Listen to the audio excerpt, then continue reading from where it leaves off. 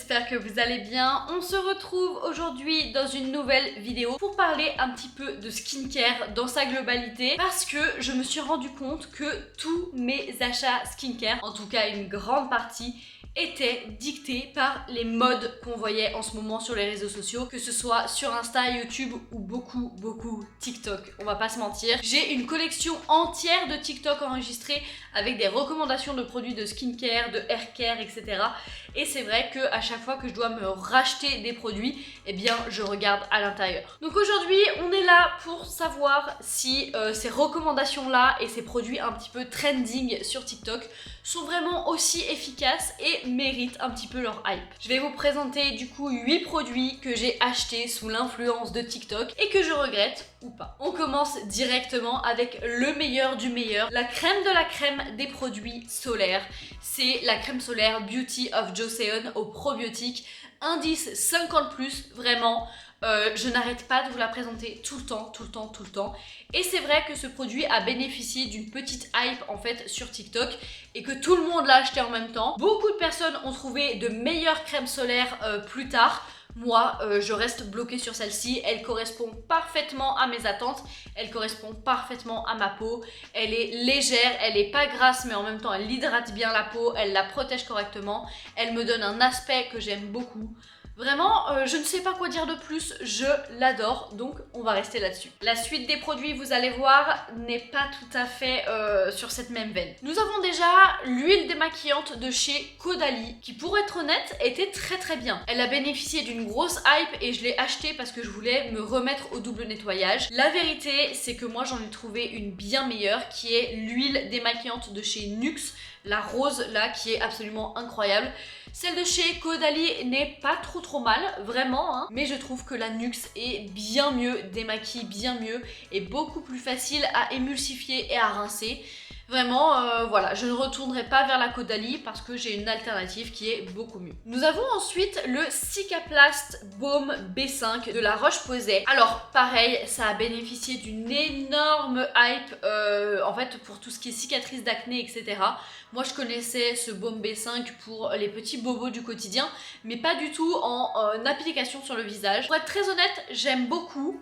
Mais, encore une fois, j'ai bien mieux dans mes réserves. Il y a deux teams qui s'affrontent sur les réseaux sociaux. Ceux qui sont adeptes du Cicaplast et ceux qui sont adeptes du Cicalfat. Oui, ça se ressemble beaucoup, mais c'est deux teams qui se font la guerre. Le Cicaplast Baume B5 de chez La Roche-Posay et le Cicalfat de chez Aven. Et moi, vous vous en doutez, je suis team Aven à 200%. Vraiment, le Cicalfat de chez Aven, du coup, je l'ai racheté au moins une dizaine de fois, que ce soit en gros tube, en petit tube, pour de l'application sur le visage, en skincare, pour les petits bobos, pour mes tatouages. Par exemple, en vrai, j'utilise cette crème pour tout et n'importe quoi. Et pour moi, le Baume B5 n'a absolument pas devancé ce truc-là. Au contraire, je trouve l'application plus compliquée. J'avais essayé de faire poser ça en masque en fait pour la nuit, etc. Ça ne m'a pas trop convenu. Ça aidait ma peau, mais c'était pas fabuleux non plus. Et clairement, je n'ai pas compris du tout la hype en fait de ce produit. Nous avons ensuite le sérum à la vitamine C de chez Aromazone. Et alors là, je vais pas du tout dire que ce produit n'est pas bien. Au contraire, je pense qu'il est très bien. Mais juste, je ne suis pas la cible du tout. Et ça, je voulais vous en parler parce que c'est un vrai fléau, pour moi en tout cas, et je pense pour énormément de personnes sur TikTok ou sur les réseaux sociaux en termes général, c'est qu'on se fait influencer sur des besoins que nous n'avons pas. La vitamine C, ça a fait un énorme buzz il y a quelques temps et tout le monde a acheté des produits à la vitamine C. Personnellement, je ne suis absolument pas la cible, j'ai pas le teint terne ou quoi que ce soit, j'ai pas forcément de taches de soleil à traiter ou machin, vraiment je ne suis pas la cible. Et du coup, j'ai utilisé ce produit. Alors il faisait un joli aspect sur ma peau, mais je l'ai pas trouvé plus agréable que ça à utiliser et surtout je n'ai pas vu de résultats notoires, tout simplement parce que je n'en avais pas besoin et il n'y avait pas de résultats à avoir. Parce que ça ne me correspondait pas, tout simplement. Alors vraiment, faites attention quand vous essayez de chercher de nouveaux produits à bien vous rappeler quelle peau vous avez, quels sont vos besoins, quels sont les produits qui vous correspondent et en fait, comment fonctionne votre peau. N'allez pas utiliser des produits qui ne sont pas faits pour vous et dont vous n'avez pas besoin. De 1, c'est de la surconsommation. De deux, eh bien, vous ne verrez aucun résultat, vous serez automatiquement déçu.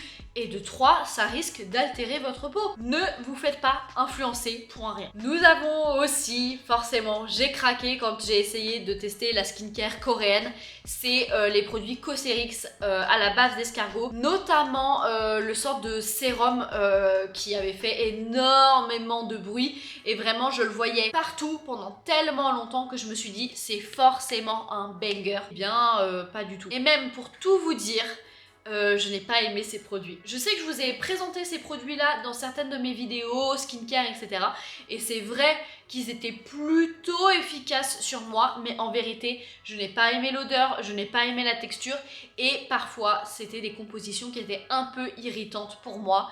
Et du coup, c'était pas très agréable à utiliser et ça n'avait pas l'effet escompté. De plus, l'essence Cosrx qui a fait énormément de bruit, en vrai de vrai, elle est pas incroyable. Je ne sais pas pourquoi elle a fait autant de bruit avec si peu de résultats. En vérité, hein. C'était efficace, ça faisait du bien à la peau, ça la plumpait un petit peu, mais c'était clairement pas magique. Et moi, j'ai cet effet-là avec bien d'autres produits 4 fois plus efficace. Alors je pense que ça peut marcher sur certaines peaux ou alors quand on est vraiment bien installé dans la skincare coréenne et qu'on fait en fait du layering, donc on accumule beaucoup de produits et qu'on fait vraiment des routines hyper complètes. Je pense que ce produit peut avoir sa place, mais moi je l'utilisais vraiment juste en sérum pour plumper un peu ma peau le matin.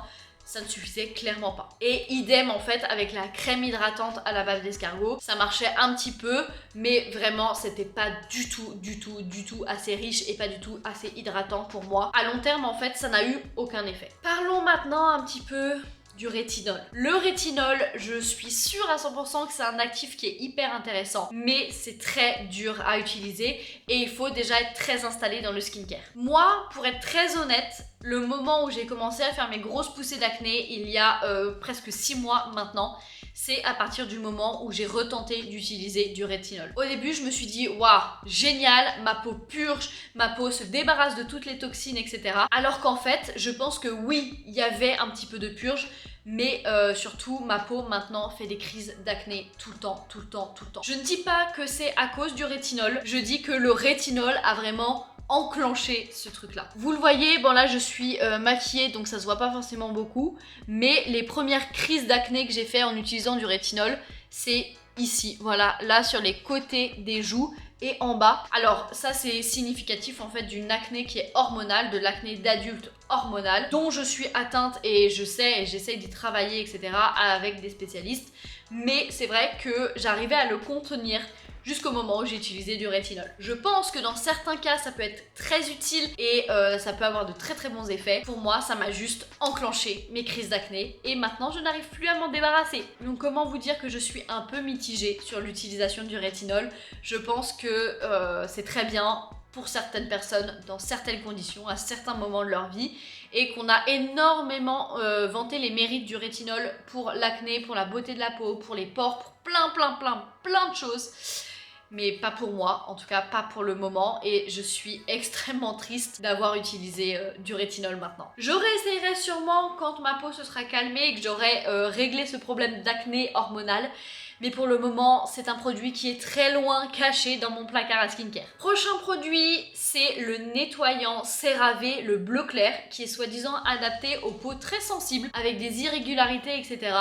Moi, personnellement, avec un retour d'expérience assez long, hein, parce que je viens de finir la bouteille hier soir, eh bien je ne rachèterai pas ce produit et je me suis laissée largement influencer parce que, soi-disant, c'était un des meilleurs nettoyants sur le marché. Que nenni, moi j'utilise le Aven qui est bien mieux. Alors, il est un peu agressif pour ma peau, c'est clair, mais en tout cas, le CeraVe qui était soi-disant fait pour les peaux sensibles, pas du tout, ça m'a asséché la peau comme pas possible et en plus j'ai vu zéro effet, alors qu'avec le Aven, je vois que mes crises d'acné, mes pores et mes points noirs sont largement mieux nettoyés. Donc pareil, encore malheureusement un exemple de produit qui a été hyper vanté sur les réseaux sociaux, mais qui en réalité ne sont pas si exceptionnels que ça. Et pour terminer cette vidéo, nous allons parler d'un produit et je sens que je vais être hyper clivante. Je vais parler de l'huile de nuit de chez Herborian. Alors oui, je l'ai testé et heureusement que j'ai pris la mini bouteille parce que le prix de ce machin, c'est pas possible. Et surtout, une efficacité qui est nul. Vraiment, j'ai essayé de chercher tous les tutos possibles et inimaginables. J'ai bien secoué mon flacon pour mélanger les actifs, etc. Mais non, je n'arrive pas. Je trouve que la texture de l'huile est désagréable. Je trouve que l'odeur n'est pas incroyable. Et surtout, moi, j'ai vu zéro effet sur ma peau. Alors oui, je suis hyper déçue parce que ça coûte une blinde, tout le monde adore ça, tout le monde dit que c'est une huile qui est absolument fabuleuse, mais non, juste je m'attendais à avoir un truc de ouf. Et non, ma peau n'était même pas plus hydratée, ma peau n'était pas purifiée, ça n'a rien fait sur mes imperfections, ça n'a rien fait sur la texture de ma peau, ça n'a rien fait sur l'hydratation, le plump ou quoi que ce soit. Vraiment, je ne voyais aucune différence. Pour vous dire à quel point j'avais envie de la finir cette huile, je l'utilisais pour faire mon gua sha. Voilà, c'est tout. Vraiment, c'était mon huile à gua sha. En plus, elle s'est terminée hyper vite. Donc d'un côté, c'était cool parce que j'ai pu passer à autre chose.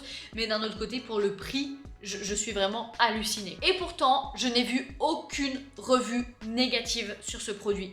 Je ne comprends pas pourquoi sur moi ça n'a pas marché et j'ai pas eu cet effet waouh qui est tant vanté. Mais en vrai de vrai, je trouve que c'est une bonne transition pour parler du fait que de toute façon on pourra vous vendre une tonne de produits plus efficaces les uns que les autres. En vérité, il n'y a que vous qui savez comment votre peau elle fonctionne. Il n'y a que en testant à droite à gauche que vous allez pouvoir trouver et retrouver des produits qui vous conviennent à 100%. Vous ne connaissez pas la peau des autres, vous ne connaissez pas leur hygiène de vie, leurs habitudes et comment la peau réagit.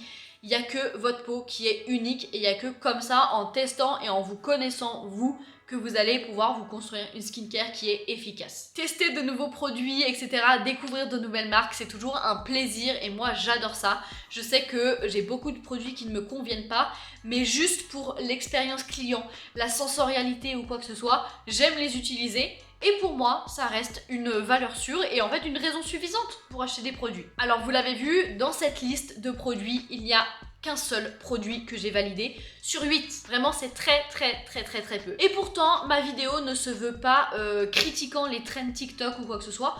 Au contraire, je trouve que c'est une super manière en fait de découvrir plein de produits.